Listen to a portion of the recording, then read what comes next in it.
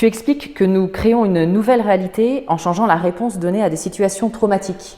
Donc il y a effectivement cette nécessité finalement de vivre l'émotion pleinement et pas de la refouler, de ne pas être dans le déni, mais aussi parce que ce qui serait intéressant serait de changer le schéma. Pour le changer, il faut apporter derrière ça une nouvelle réponse. Est-ce que tu peux nous expliquer ? Oui, je vais un peu décaler la question pour être bien compris par tes auditeurs. Prenons un exemple simple, un exemple que je donne dans le livre. C'est cette fille de 15 ans qui descend l'escalier pour aller sortir. Son père l'arrête au milieu de l'escalier et lui dit « Tu vas sortir habillée comme ça ?» De cette phrase « Tu vas sortir habillée comme ça », on peut tirer beaucoup d'informations. Soit cette fille est sûre qu'elle regarde la réalité, que ce qu'elle vit c'est la réalité objective, et que donc la phrase qu'est en train de prononcer son père ne souffre qu'une seule lecture. Son père est carrément en train de la traiter de pute. Voilà, elle va le prendre comme ça, et donc elle va pouvoir se draper dans sa dignité blessée. Son père sera le mal, elle sera le bien, et elle pourra sortir, monter sur ses grands chevaux, dire oui, machin, tu te rends compte, mon père, ce vieux con, ce qu'il a fait, ce qu'il a dit, etc., etc. Ça pourra lui donner du coup la position d'être victime, l'autre sera le bourreau, tout est parfait. Si par contre, cette personne se dit, et si en fait, quand je regarde la réalité, je n'avais qu'une fraction de la réalité, et qu'il y avait d'autres façons de prendre les choses, d'autres angles de vue à ce qui est en train de se proposer là. Il pourrait se dire, alors en fait, papa, il est en train de me traiter de pute, c'est une réalité, je le ressens. Pourquoi pas? Il est vraiment en train de parler de ça, il est en train de parler de comment je suis habillé, etc. Mais il y a un autre angle de vue qui est, papa n'a pas vu que j'avais grandi, il est en train de découvrir que je suis déjà une femme, et papa essaye de me protéger de ce qui pourrait m'arriver dehors. Donc là, je suis face à une femme maintenant qui a deux possibilités. Soit je prends ça comme étant quelque chose d'insultant, soit je prends quelque chose de protégeant et de soutenant. Et là, tu comprends que comment cette personne va choisir de sélectionner la réalité, comment elle va choisir de prendre les choses, de vivre les choses, va déterminer comment elle se sent. C'est ça qui fait que tu réouvres la possibilité de voir la vie autrement. Parce que sinon, si tu ne regardes pas les situations comme étant des situations qui ont de multiples points de vue possibles, en fait tu es juste face à la réalité, qui est indubitable, qui est que voilà, la vie est comme ça, et il te reste comme solution uniquement de subir cette réalité ou de prier pour passer entre les gouttes. Moi, j'ai pas envie de vivre une vie comme ça, je n'aime pas cette idée de t'as de la chance ou t'as pas de chance, tu tombes sur des bonnes personnes ou tu tombes sur des mauvaises personnes. Je trouve ça, une fois de plus, trop manichéen, trop Walt Disney, l'idée qu'il y ait des bonnes personnes et des mauvaises personnes, et que le jeu, c'est une espèce de loterie où il faut avoir du bol. Ça ne me plaît pas du tout. Et en plus, ça ne correspond pas au modèle mathématique qu'on retrouve dans la nature.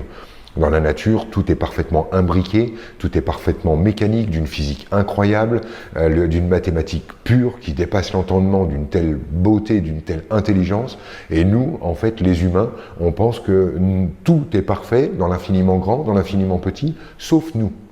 Comme d'habitude, l'humain n'est pas pareil, l'humain est tellement présomptueux qu'il se place en dehors de la nature. Et finalement, moi j'essaye de regarder le truc de la manière la plus prosaïque possible, la plus solide possible. Si tout est parfait, si les modèles mathématiques sont partout autour de nous, si tout est parfait dans ce monde, en quoi vivre des situations super douloureuses est-il parfait? En quoi ça répond à un ordre sous-jacent au chaos? En quoi quelque chose de beau et de propre est en train de se dégager de cette scène si douloureuse?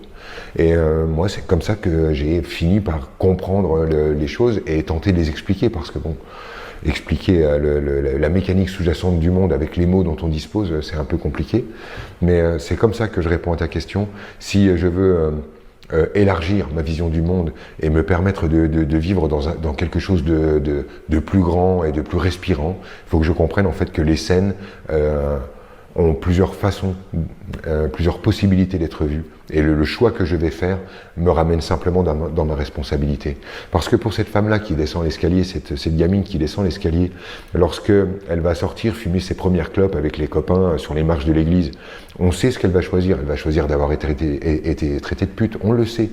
Et J'utilise des mots vulgaires à dessein. L'idée, en fait, c'est de nous percuter aussi dans ce truc-là. Évidemment, pour elle, de dire « Ouais, mon vieux, si tu veux, il m'a traité de pute. Attends, ça craint. Ouais, j'avoue. Ouais, ça craint. » Ce truc-là, en fait, ça va lui donner l'occasion d'être une héroïne. Ça va poser plein de trucs. C'est costaud pour elle. Ça apporte plein de likes. C'est vrai que de sortir et de dire aux copains « Oh, mais je pense que mes seins ont poussé et que finalement mon père s'en était pas rendu compte. Aujourd'hui, je suis désirable. Je pense qu'il a peur pour moi. » Ça va rien lui rapporter du tout. Parce que ce qui rapporte aujourd'hui, c'est la posture de victime.